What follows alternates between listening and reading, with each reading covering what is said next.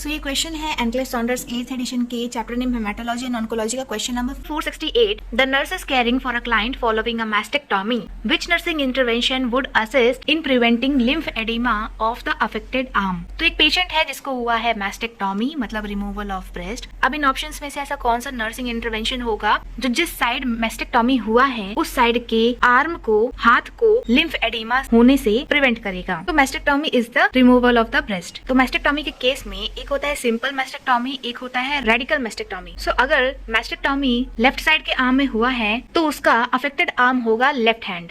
तो अगर mastectomy left side में हुआ है तो उसका अफेक्टेड आर्म भी लेफ्ट हैंड ही होगा।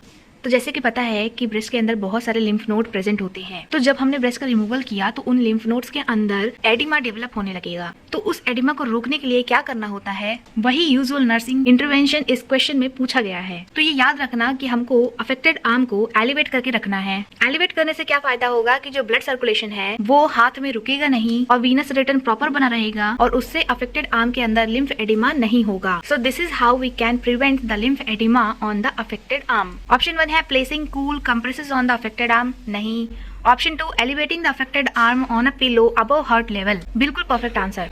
ऑप्शन 3 है avoiding arm exercises in the immediate post operative period, तो इसको अवॉइड नहीं करना है, इसको आर्म एक्सरसाइजेस को अवॉइड नहीं करना है, इसको एनकरेज करना है। आर्म एक्सरसाइज करने से काफी बेनिफिट होगा, वहाँ पे स्टेसिस वगैरह नहीं होगा। ऑप्शन 4 है maintaining an intravenous site below the antecubital area on the affected side, ये भी नहीं। तो हमारा राइट आंसर होगा ऑप्शन 2। तो कभी भी क्वेश्चन आया है कि मैस्टेक्टॉमी का पेशेंट है, उसके आर्म में एडिमा को प्रिवेंट करने के लिए हमको क्या करना है, तो हमें हमेशा ही उसके आर्म को ऊपर करके रखना है, एलिवेट करके रखना है। सो अब हम एनक्लेक्स का आंसर भी देखेंगे कि एनक्लेक्स की बुक में इसका क्या आंसर दिया गया है। आप इसको रीड कर सकते हैं। पूरी बुक की थ्योरी प्लस MCQ का एक्सप्लेनेशन पाने के लिए हिंदी में अच्छे तरीके से आप हमारे चैनल को सब्सक्राइब कर लीजिए।